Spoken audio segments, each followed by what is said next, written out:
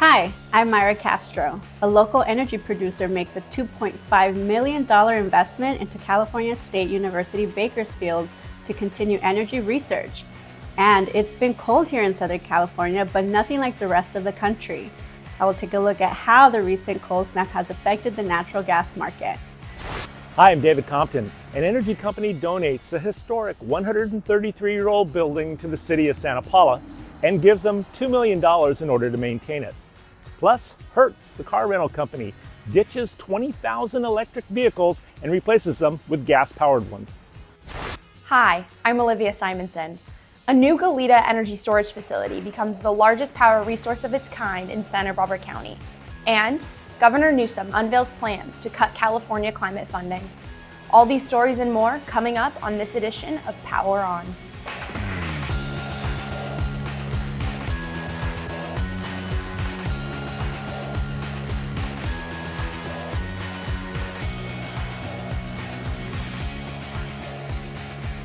This episode of Power On is brought to you by California Natural Resources Group, bringing you the local energy you depend on today while leading the way to the energy future we all want for tomorrow. Era Energy has announced that it is making a $2.5 million investment in California State University Bakersfield to continue energy research. The local energy company is endowing the Executive Director for Energy Research position at the California Energy Research Center at CSU Bakersfield.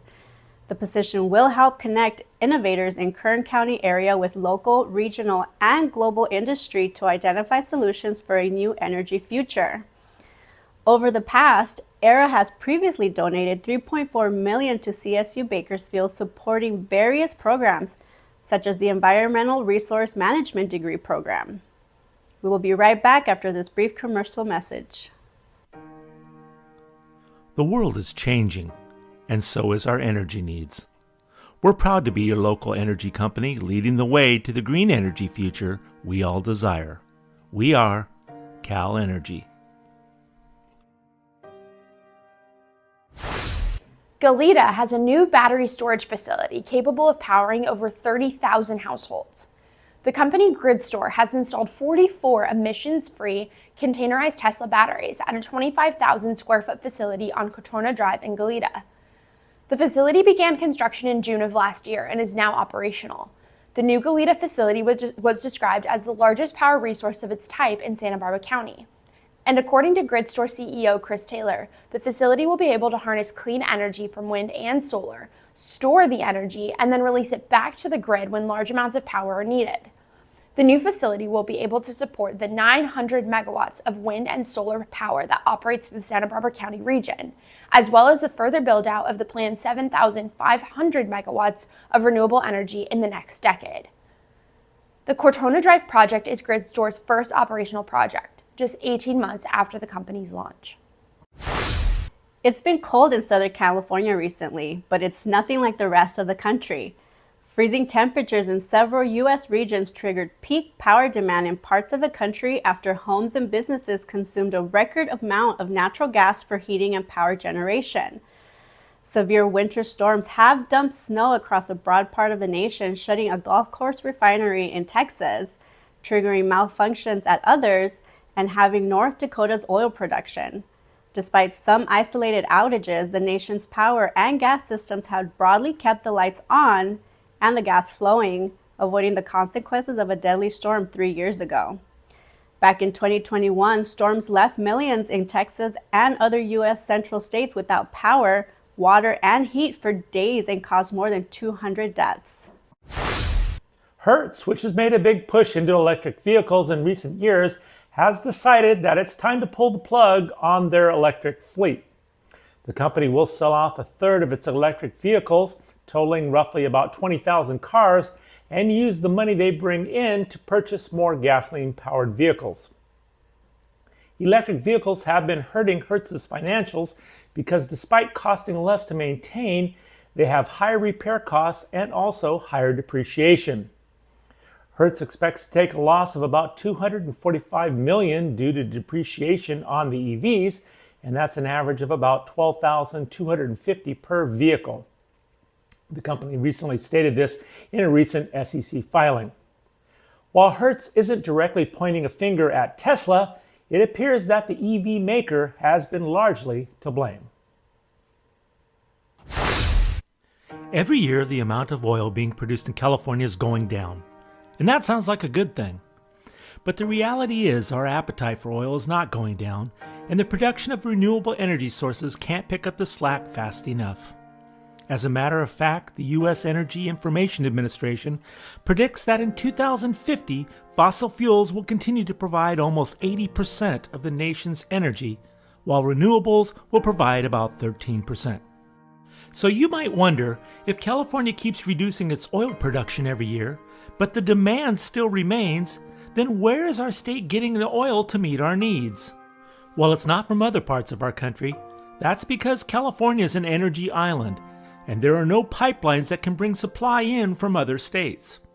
This leaves only one way: this.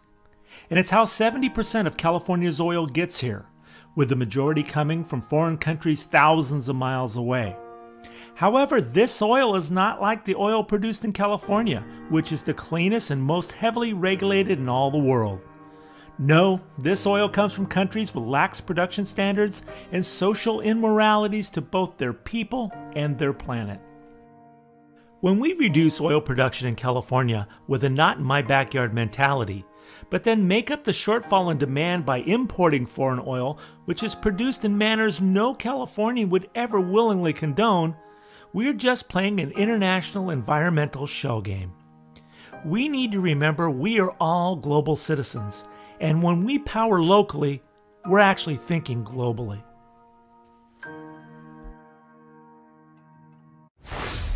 In California state news, Governor Gavin Newsom's new budget calls to see the state's multi-year climate budget reduced to $48.3 billion, which would be down 11% from the $54 billion approved in 2022.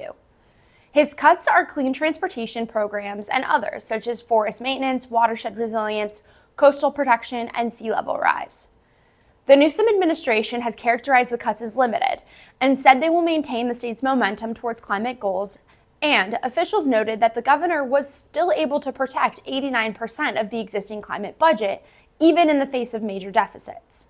Many programs would also remain intact or close to it.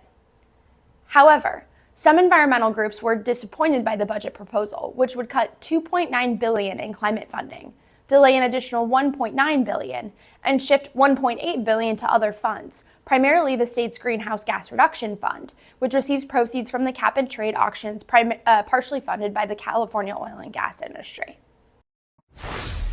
Hi, I'm Dave Compton for Power On News. Recently, the city of Santa Paula got a big donation from a major oil company.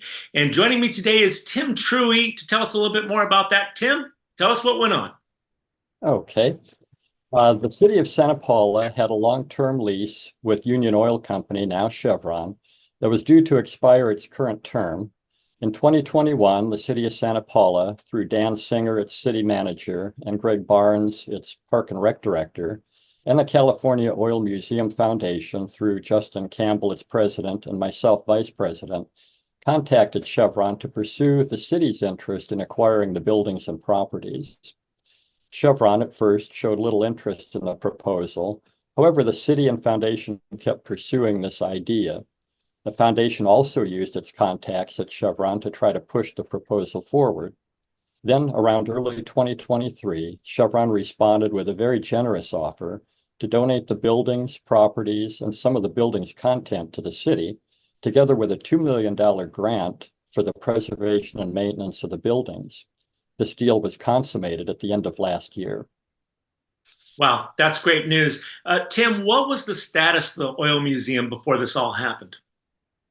The Oil Museum thrived for many years and was a popular stop for locals and tourists. The museum offered tours, educational programming, and STEM programs to students and schools.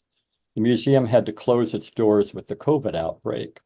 Thereafter, the museum operated on a limited basis due to a lack of funding, partly caused by the COVID shutdown, and the need to re-energize the purpose and use of the museum. So this is all good news about what has happened recently. So Tim, with that, what's the future look like? The museum will be repurposed by the city. The city held community workshops to get input as to potential uses of the buildings. There were a wide range of suggestions, from a science center and makerspace for students to a coffee shop. Consequently, there will be multiple users and uses in the buildings. The city is currently accepting proposals from the interested parties through a formal process for the future use of the buildings. The California Oil Museum Foundation is submitting a proposal, and if the foundation is picked as one of the users, we hope to have space on the second floor of the main building for our continued operations, displays, library, and research center. The foundation also hopes to participate in the rig room, which is a separate building that houses an 1890s iron and timber steam-driven drilling rig, a beautiful and unique display that the foundation wants to protect. Well, Tim, that's all wonderful. Any final comments? I would like to thank Chevron for their generous donation. The meaning and effect of their donation of the buildings, properties, and $2 million grant goes far beyond what words can express. So again, Chevron, thank you. Absolutely. Well, that's it for this edition of Power On. If you're watching us on YouTube, don't forget to click that little red subscribe button. On behalf of myself, Olivia Simonson, David Compton, and everyone else here at Power On, thanks for watching.